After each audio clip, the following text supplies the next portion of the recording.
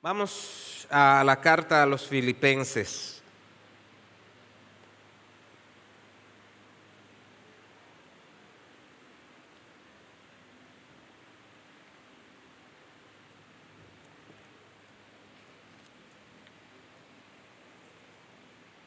Filipenses capítulo 4.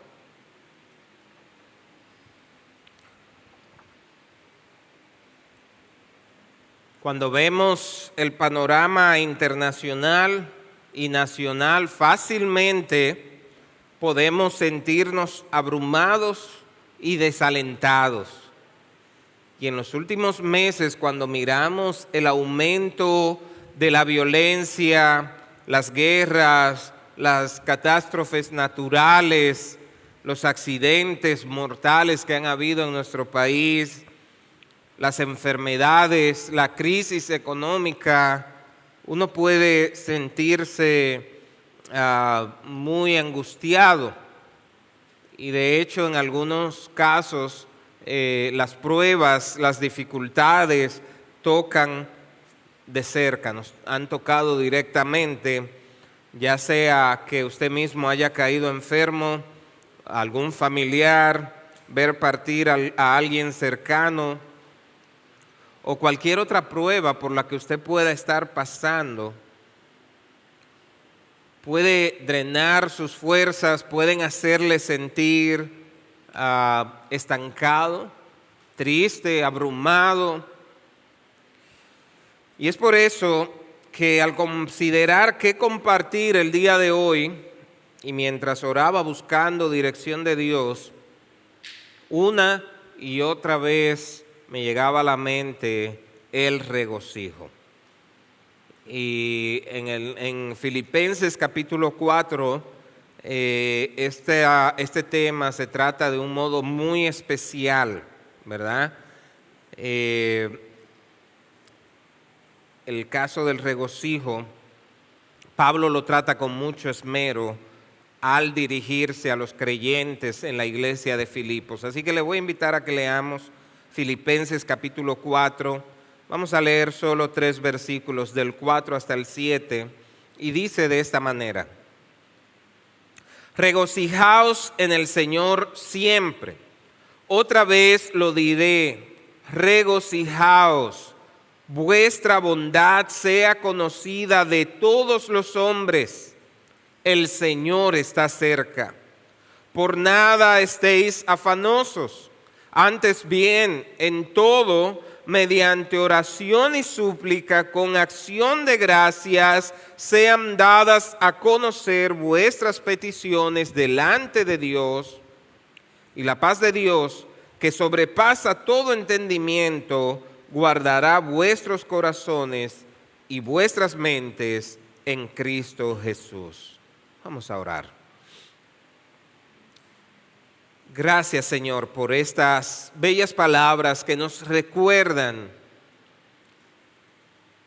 que eres tú quien puede darnos paz en medio de cualquier circunstancia y que nos invitan a vivir de manera que el gozo sea evidente en nuestras vidas. Ayúdanos a comprenderla mejor, Señor. Háblanos en esta mañana. Te lo pido en el nombre de Jesús. Amén. Amén. La carta a los Filipenses es conocida por su tono positivo y el énfasis en el regocijo a pesar de las circunstancias difíciles que se puede estar viviendo. Y este énfasis refleja la perspectiva de Pablo sobre la vida cristiana como una experiencia fundamentada en la relación con Cristo, la participación en el Evangelio y la confianza en Dios independientemente de las circunstancias externas. Y como es sabido, cuando Pablo escribió esta carta, estaba en prisión. Y a pesar de encontrarse en una situación difícil y potencialmente desalentadora, él modeló una actitud de regocijo en medio de las pruebas, ya que su enfoque no estaba en las circunstancias, sino que estaba en Cristo.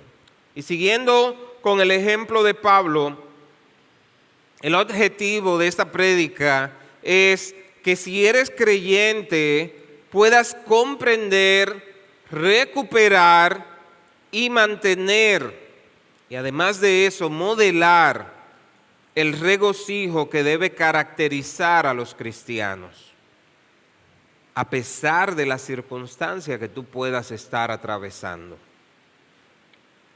Y además de eso, siguiendo el hilo del pasaje, también es un objetivo que recuerdes que como cristiano tú deberías ser conocido por mostrar gentileza y porque la paz de Dios es evidente en tu vida.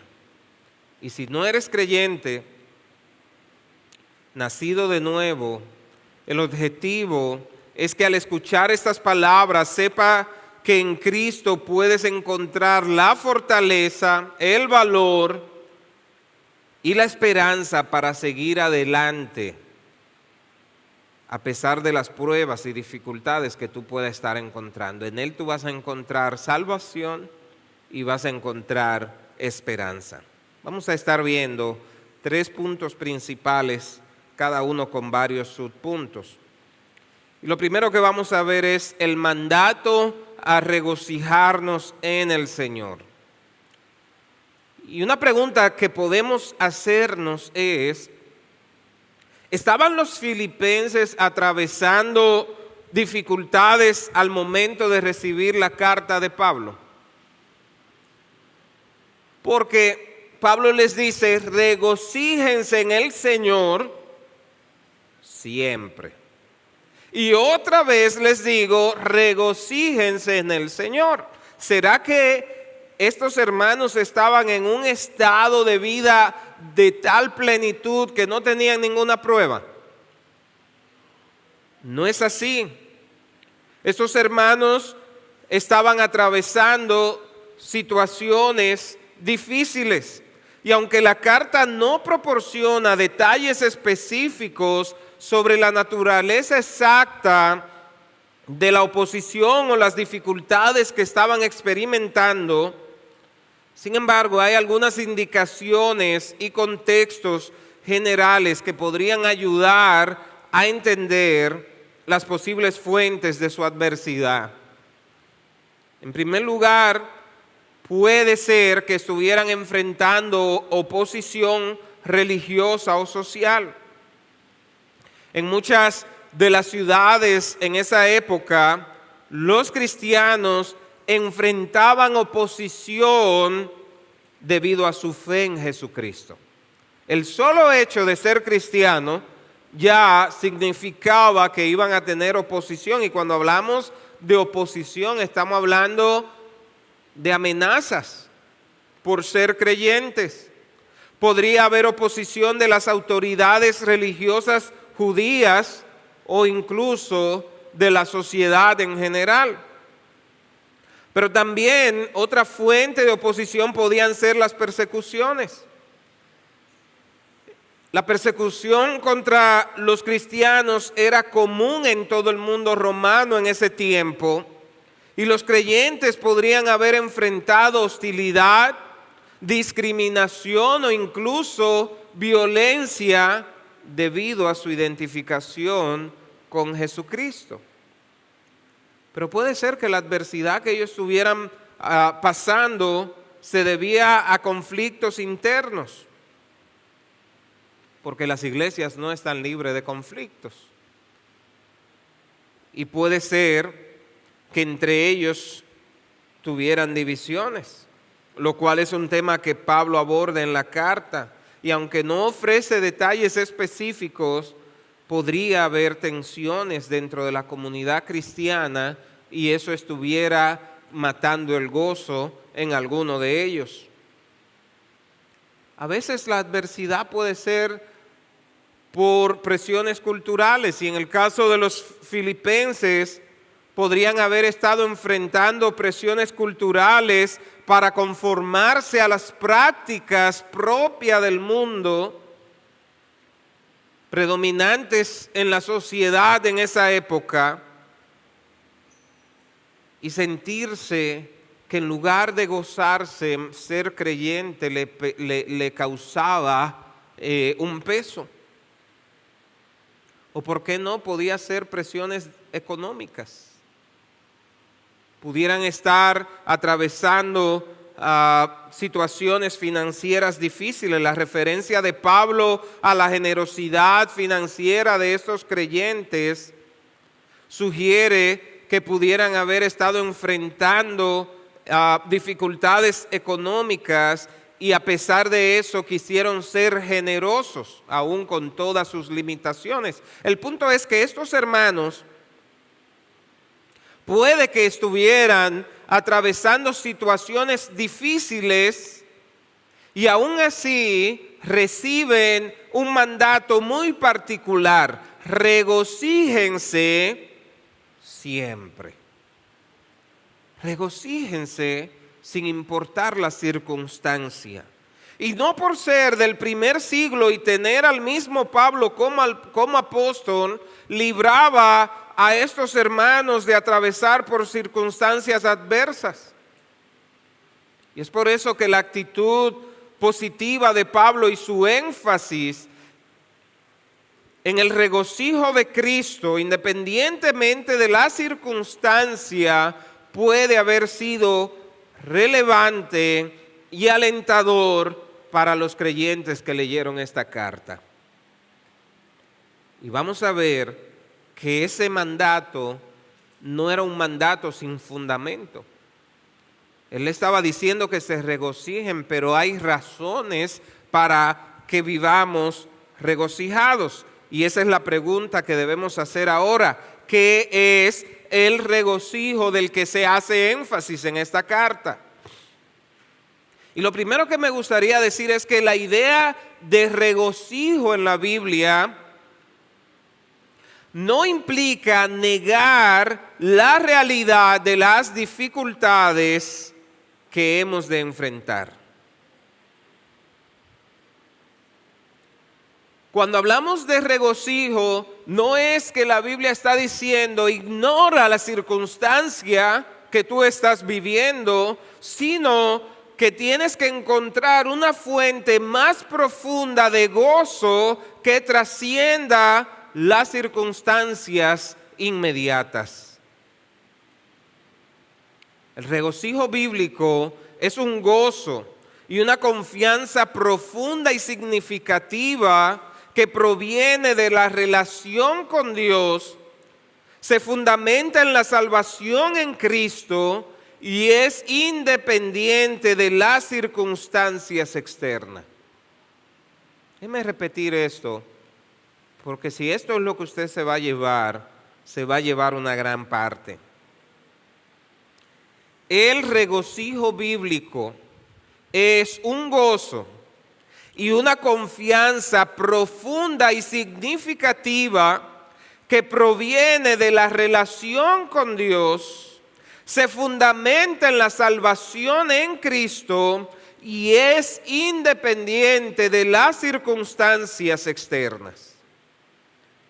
Pero además de eso, el regocijo, el gozo es un fruto del Espíritu Santo y se cultiva a través de una vida de fe, agradecimiento, oración y adoración.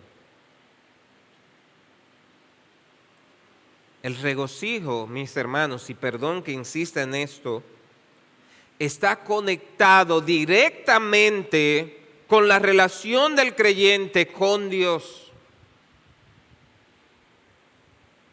Es un gozo que proviene de conocer a Dios, de experimentar su amor y su gracia, de confiar en su soberanía.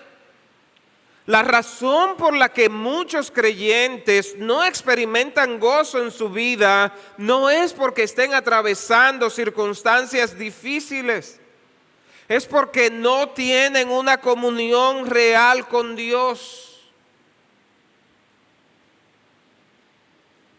Cuando tú conoces a Dios y te deleitas en Él, podrás vivir gozoso en cualquier etapa de tu vida. Así es, muchas veces no experimentamos el gozo que debemos experimentar porque no tenemos una comunión con Dios. Nos hemos vuelto mecánicos. Pensamos que porque ya fuimos el domingo a la iglesia o leímos un devocional escrito por alguien más fue suficiente. Hemos perdido la cercanía con Dios. Y a medida que nos alejamos de Dios, también vamos perdiendo nuestro gozo, porque ese gozo que podemos sentir está ligado proporcionalmente a nuestra comunión con Dios. No puedes tener gozo del Señor sin tener una comunión con Dios. Y es por eso que aunque parezca paradójico, es posible mantenerse regocijado incluso en situaciones sumamente difíciles, porque el gozo depende de Dios, no de la circunstancia. ¿Cuáles razones le da Pablo a los filipenses para mantenerse regocijado? Aunque no hay una lista enumerada, podemos sacar algunos principios de esta carta. Y en el capítulo 2, Pablo exhorta a los filipenses a practicar la humildad y el servicio mutuo siguiendo el ejemplo de Cristo. La actitud de servicio y humildad va a resultar en gozo a la comunidad cristiana. ¿Y qué es lo contrario a esta actitud? Bueno, una actitud egoísta en la que todo gira alrededor de uno mismo.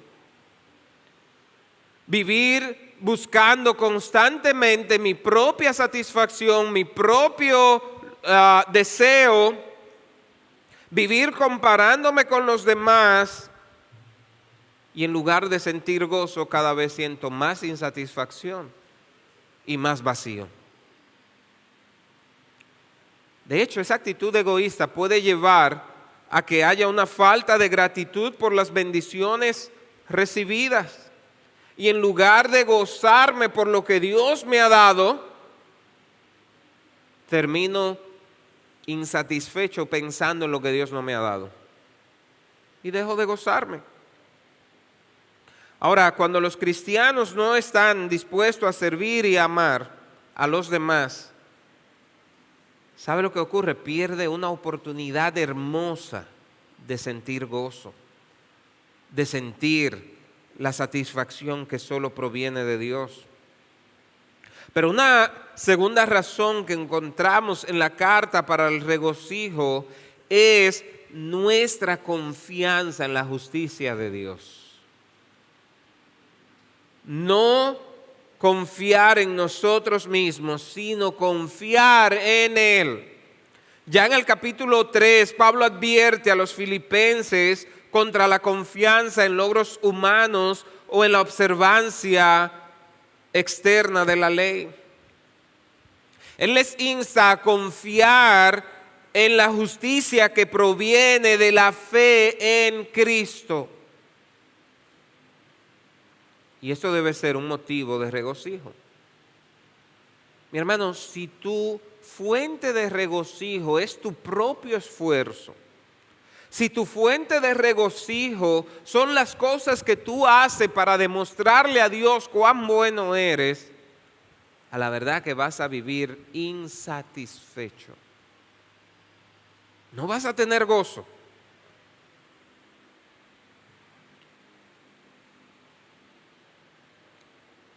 Necesitas detenerte y recordar que no puedes experimentar gozo verdadero hasta que no deposite toda tu confianza en Dios, en su justicia, en su obra por ti. No se trata de cuán buen cristiano tú eres para sentir gozo. Se trata de cuánto confías en Dios, cuánto has depositado tu carga sobre Él, qué tanto tienes comunión con Él.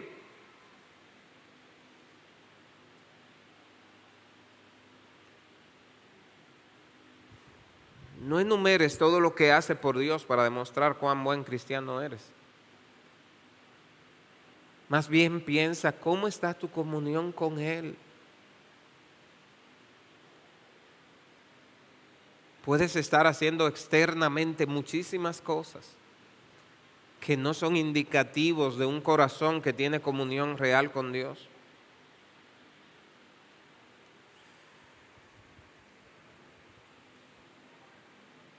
Te pregunto, ¿es el regocijo una cualidad que te caracteriza como cristiano? ¿Refleja tu gozo a pesar de las circunstancias? ¿O hay cosas que están impidiendo que te regocijes constantemente? Puede ser que tú estés atravesando una situación difícil y que esté siendo particularmente duro experimentar gozo. Pero la pregunta no es cuán difícil es la circunstancia, sino en qué está puesto tus ojos, en quién están puesta tu esperanza. Si tus ojos están puestos en la circunstancia, si tu esperanza está puesta en que las cosas mejoren, obviamente que te va a ser muy difícil experimentar gozo. Matthew Henry, el conocido comentarista bíblico, luego de haber sido asaltado por ladrones, escribió esto en su diario: déjenme dar gracias, en primer lugar, porque nunca antes me han robado. En segundo lugar, porque aunque se llevaron mi bolso, no se llevaron mi vida. Tercero, porque aunque se llevaron todo, no era mucho. Y cuarto, dice él, porque fui yo a quien robaron y no a otra persona. ¿Cómo podía Matthew Henry regocijarse después de haber sido asaltado? Y hay una razón. Su alegría, su gozo, no dependía de sus circunstancias, sino que se regocijaba en el Dios de su salvación. Pablo y Silas liberaron por el poder de Dios a una esclava de un espíritu de adivinación que le había afligido durante mucho tiempo. Y en lugar de regocijarse, los dueños de esta joven se enojaron. ¿Y qué hicieron? Bueno, arrastraron a Pablo y a Silas ante los magistrados locales y ante una multitud que procedió a darles a esos hombres de Dios una buena paliza. Ellos no le dieron gracias por la obra hecha, le dieron golpes. Y no solo eso, luego lo arrojaron a lo más recóndito de la cárcel y les aseguraron los pies en un cepo. Quizá los más jóvenes no han oído hablar de lo que es un cepo. Algo preparado para amarrar tus pies ahí, no puedas salir de ahí, no puedas moverte de ahí. La multitud se unió en el ataque contra ellos. Los magistrados les rasgaron la vestidura, dieron la orden de golpearlos y luego de haberle dado mucho golpe, lo echaron en la cárcel. Y habiendo recibido esta orden, el carcelero lo lleva al calabozo interior. Allá estaban. Todo una tragedia. ¿Cómo reaccionaría usted ante esta situación? Piense por un momento. Sobre todo de manera inocente. Usted es atrapado, lo golpean, lo amarran, lo llevan a la cárcel, a la peor cárcel que puede haber. Esto era una situación para estar llorando, para estar enojado. Pero el relato dice en Hechos 16 que cerca de la medianoche Pablo y Silas oraban y cantaban himnos a Dios y los presos lo oían. Piense por un momento. Los presos, ¿cómo estarían esos presos escuchando a estos hombres que acababan de ser maltratados, que tienen los pies puestos en el cepo y en lugar de llorar, ellos están cantando? Ellos están alabando a Dios. Seamos honestos. Seamos honestos, ¿verdad? ¿Cuál de nosotros hubiese reaccionado de esa manera? Ellos están encadenados en aquella sucia prisión y en lugar de estarse quejando, ellos cantan. Esa no es mi reacción cuando el carro se daña o cuando los hijos se enferman. Quisiera que sí, pero verdad, no es así como reaccionamos por lo general. Pero la razón por la que Pablo y Silas podían adorar, aún con los pies puestos en el cepo, era debido a que su gozo no se derivaba de las circunstancias, sino que se regocijaban en el Dios de su salvación. Ellos habían aprendido a no poner su vista en la circunstancia. Sus ojos estaban puestos en Cristo. Mis hermanos, para los creyentes en Cristo, la fuente de nuestro gozo es Jesús mismo. Él es nuestra fuente de vida, nuestra porción elegida, nuestra preciosa herencia. Él es nuestra comida y nuestra bebida. Y Él nunca cambia. No importa cuánto cambien las circunstancias, Dios no cambia. Él permanece fiel. Él sigue siendo un refugio de generación en generación para todo el que le busca.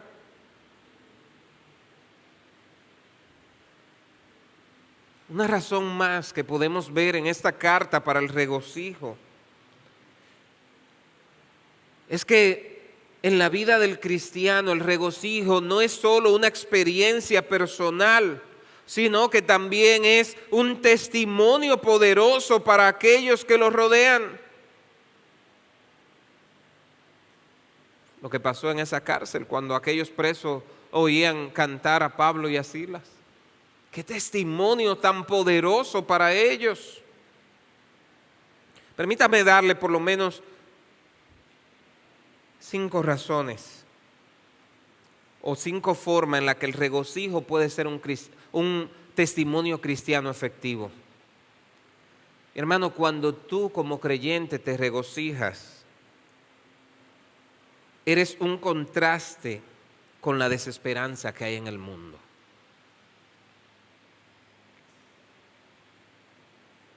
En un mundo lleno de desafíos, de crisis y desesperanza como en el que estamos viviendo, que tú vivas regocijados en el Señor marca una diferencia enorme. El gozo que proviene de la fe en Cristo y la esperanza en Dios ofrece un fuerte contraste con la tristeza y la desesperanza que a menudo prevalece en la sociedad. Así que si tú eres un creyente, no deberías vivir como el que no tiene esperanza. Si tu fe está puesta en Dios, no puedes vivir como el moriviví. ¿Te has visto esa plantita? Que desde que le topan se engurruña. No puede ser que si tu fe está puesta en Dios, de cualquier circunstancia, tú andes así como el que ya no tiene esperanza. Tú sirves a un Dios vivo. Acabamos de cantar que Él vive, que Él resucitó.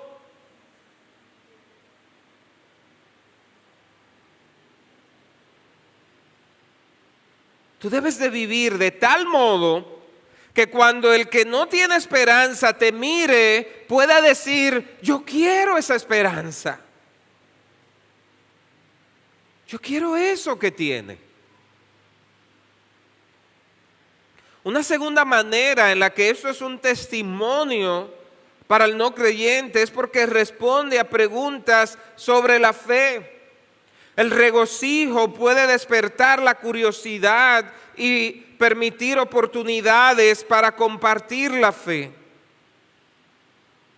Las personas pueden preguntar, ¿cómo puedes estar tú contento a pesar de esa situación? ¿Cómo haces para mantenerte gozoso a pesar de la circunstancia que estás viviendo? Y eso va a abrir una oportunidad de tú poder compartir la fe, de tú poder testificar de que todo se trata de que sirves a un Dios poderoso que no cambia, que es fiel.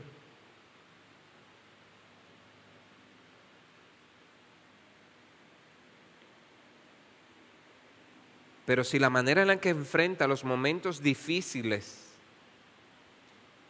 lo haces como el mundo, sin esperanza, la gente va a decir, como decía el salmista en el Salmo 42, ¿y dónde está tu Dios? ¿Dónde está tu Dios? ¿Cuál es la diferencia? El cristiano y el no cristiano enfrentan las mismas circunstancias, atravesamos los mismos problemas, nos afectan las mismas enfermedades, pero hay una diferencia. El cristiano lo enfrenta con esperanza. Y esa esperanza produce gozo. Y esa esperanza no avergüenza, dice el apóstol en Romanos. Pero si la manera en que tú enfrentas tu dificultad es sin esperanza, la gente va a decir, ¿cuál es la diferencia? ¿Dónde está tu Dios? Una tercera forma en que esto es un testimonio eficaz es que vivir regocijado testifica de la fidelidad de Dios. Cuando tú vives gozoso a pesar de la circunstancia, tú estás testificando de la fidelidad y del poder de Dios para sostenerte incluso en tiempos difíciles. Y ese testimonio refleja la confianza en que Dios está presente en tu vida y que es suficiente para ti. Como dice una estrofa de la canción Vivir es Cristo, ¿cómo no he de alabarte en bendición y olvidarte en el dolor? Si sé que tienes el control de toda tu creación. O como lo expresa el profeta Habacuc en su oración del capítulo 3, versículo 17. Aunque la higuera no florezca, ni en las vides haya frutos, aunque falte el producto del olivo y los labrados no den mantenimiento y las ovejas sean quitadas de la majada y no haya vacas en los corrales, con todo yo me alegraré en Jehová y me gozaré en el Dios de mi salvación, porque la fidelidad de Dios permanece, no importa la circunstancia, Él es fiel. Y cuando tú vives gozoso en Él, es un alto testimonio para el que te está viendo. Sin palabra tú le estás diciendo, Dios es fiel. Dios es fiel. Pero hay una manera más en que da testimonio, demuestra el impacto transformador de la fe. El regocijo que proviene de la fe en Jesucristo puede ser evidencia de la transformación interior que experimenta un cristiano. Yo he escuchado a cristianos decir, yo no sé cómo yo me hubiera hecho en otro tiempo, Yo no sé lo que yo hubiese hecho si yo no tuviera a Cristo en mi vida. Porque así impacta el Señor tu vida. Cuando el otro puede ver y saber y decir, pero mira fulano tan pesimista que era, tan fácil que se rendía, esa persona que vivía amargada y ahora vive gozoso. Eso testifica de cómo Dios puede impactar tu vida. Mi hermano, si tú has perdido el gozo, si las circunstancias de la vida te han abrumado de tal modo que ha dejado de deleitarte en Dios, si estás viviendo de manera pecaminosa y eso ha apagado el gozo en tu vida, ve a Dios, humíllate ante Él, confiesa tu pecado, pide ayuda. Mire, si hay algo que apaga el gozo, es cuando hay pecado en nosotros. Y el salmista David experimentó eso. Y lo podemos ver tanto en el Salmo 32 como en el 51. En el Salmo 32 él dice que mientras no confesó su pecado, él sentía que se estaba secando por dentro. Y en el Salmo 51, cuando él ora, una de las cosas que él pide es: devuélveme el gozo de tu salvación. Porque el pecado le había robado ese gozo. Vivir en pecado seca. Nos quita la comunión con Dios, nos quita el gozo.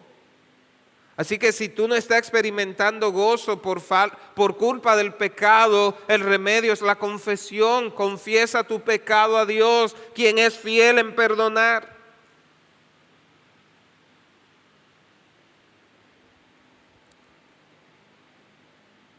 Y si el punto es que has quitado tu esperanza de Dios, si estás confiando más en tu propia habilidad, si estás confiando más en ti mismo, humíllate. Y déjale saber al Señor: Señor, dependo de ti totalmente.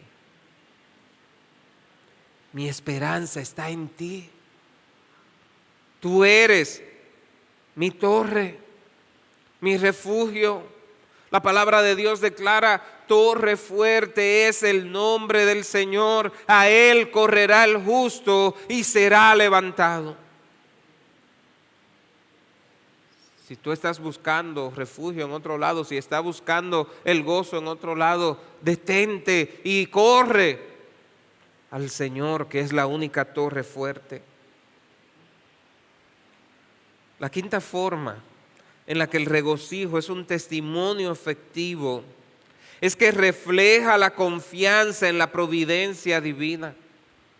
El gozo cristiano puede reflejar una profunda confianza en la providencia de Dios. Y esto comunica a otros que el cristiano confía en que Dios está a cargo y que todas las cosas están bajo su control soberano.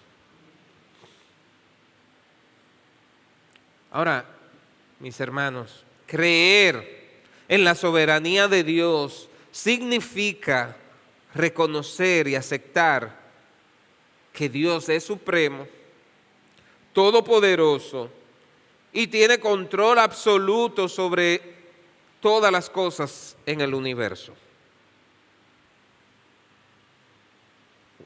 Escuche bien. Creer en la soberanía de Dios es creer que Él tiene el control. Pero hay ocasiones que aún en la manera en que oramos, pensamos que no. Mira, fulano, está pasando tal cosa. Vamos a orar para que Dios tome el control. ¿Cuándo lo perdió? Él está en control. Eso que tú estás pasando no fue un accidente que se le escapó a Dios, no fue que Dios se durmió y te llegó esa mala situación. Él sabe por lo que tú estás pasando. Él tiene el control. Y Él sabe que tu situación es difícil. La pregunta no es cuán difícil es cuánto confías tú en Él. ¿Qué tanta fe tienes en Él?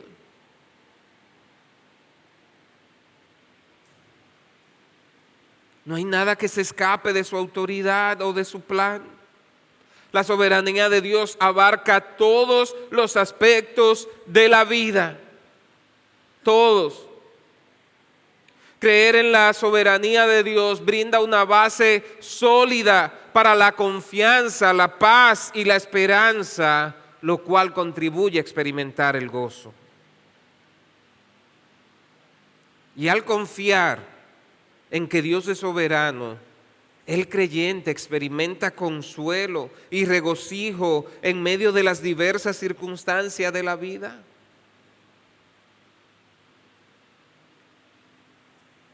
Hay un hombre de Dios, un teólogo conocido, no recuerdo su nombre, que fíjese, hermano, en misma luna de miel cayó un rayo y su esposa quedó cuadraplégica para toda la vida. Toda la vida. Y este hombre se dedicó a amar y a cuidar y a servir a esa esposa que no podía hacer nada.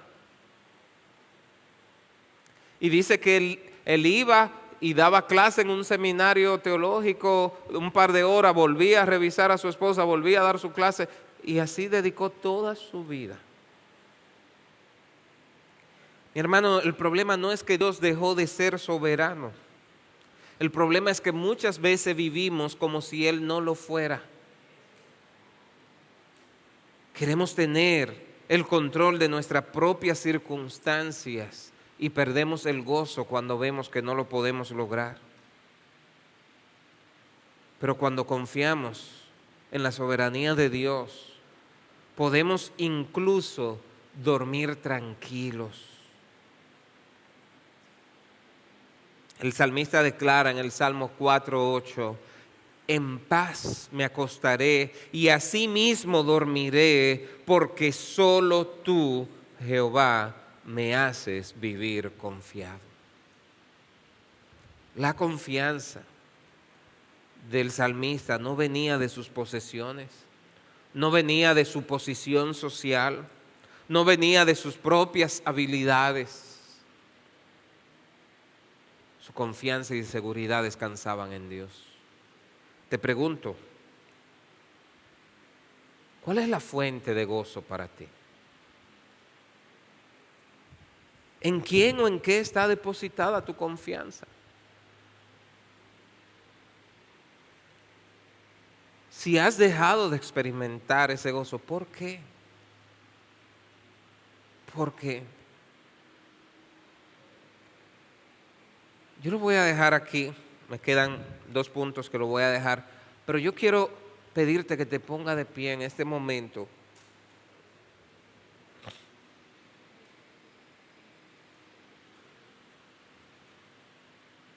Y que tú puedas evaluar tu corazón y que tú puedas pensar,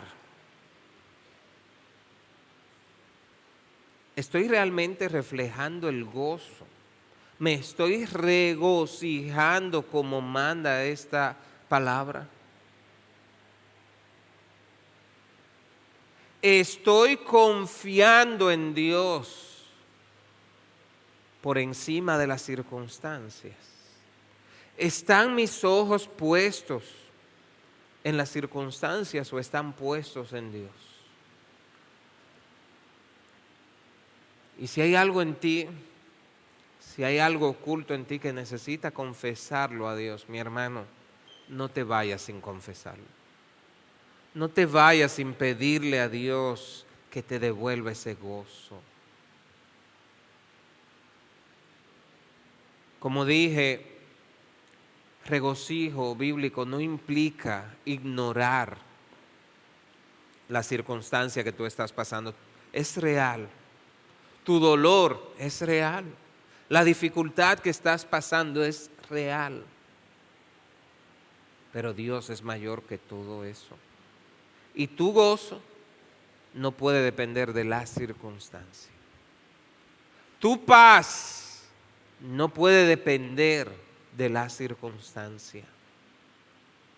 Confía plenamente en Dios.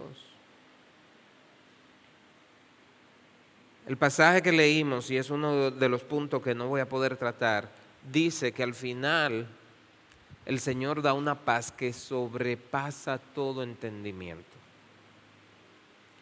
¿Cómo es posible que a pesar de las circunstancias ser tan difícil, tú puedas experimentar paz?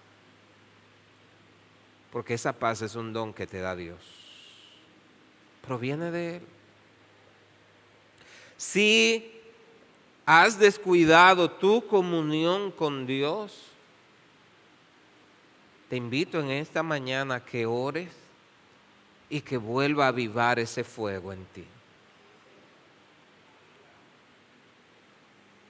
Si tu fe ha menguado, te invito a que ore y le digas: Señor, creo, pero aumenta mi fe. Ayúdame en mi incredulidad. Y si hay alguien aquí que no ha dado su vida a Cristo, que no ha nacido de nuevo, yo te quiero decir, tú puedes experimentar gozo y puedes experimentar paz porque Cristo transforma. Y todo aquel que viene a Él le hace nacer de nuevo. Hermano, el Salmo 90 dice que el Señor ha sido un refugio para nosotros de generación en generación. Y en el Salmo 121, el salmista inicia preguntando alzaré mis ojos a los montes, ¿de dónde vendrá mi socorro? Tu socorro no puede venir del gobierno, tu socorro no puede venir de tus hijos, de tu pareja, tu socorro no puede venir de tu jefe. Tu socorro tiene que venir de Dios, de Dios. Y si tú has estado buscando refugio o socorro en otro lado, no vas a tener gozo, no vas a tener paz. Porque solo Él puede dar esa paz que sobrepasa todo entendimiento. Voy a invitar a orar y mientras los músicos pasan, que nosotros podamos recordar que no importa la circunstancia, como oró Habacuc, no importa que haya crisis financiera, no importa que la enfermedad esté afectando, no importa que haya una situación difícil que superar, con todo yo me gozaré en Jehová y me alegraré en el Dios de mi salvación. Señor, aquí estamos en esta mañana.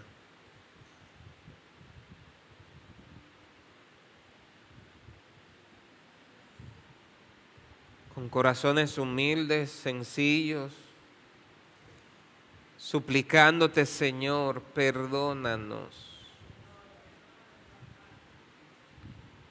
Si hemos estado buscando refugio, si hemos estado esperando socorro de otro lado que no eres tú, Señor, perdónanos.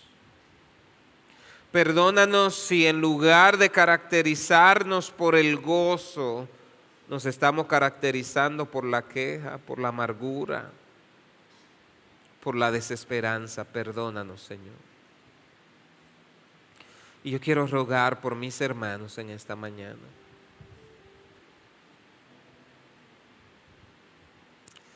Tú conoces la circunstancia de cada uno, Señor. Tú conoces la tristeza en el corazón de aquellos que están tristes. Tú conoces, Señor, el dolor y la amargura en el corazón de aquellos que están quebrantados. Que no se vayan de aquí, Señor, sin experimentar el gozo y la paz que provienen de ti. Que aunque sus circunstancias no cambien, ellos puedan levantar su mirada y recibir de ti el consuelo, la paz, el gozo que solo tú puedes dar, Señor. Y si hay alguien aquí en esta mañana que aún no ha experimentado salvación, concede el nuevo nacimiento, Señor. Que puedan experimentar la salvación, que puedan ser libres de sus pecados. Señor, sabemos que estamos en tiempos difíciles, circunstancias difíciles, pero el vivir es Cristo.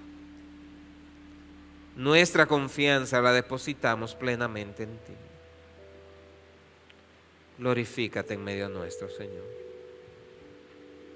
Te lo suplicamos en el nombre de Jesús. Amén. Alabemos a Dios y mientras cantamos esta canción, siga usted ahí pidiendo: Señor, haz tu obra en mí.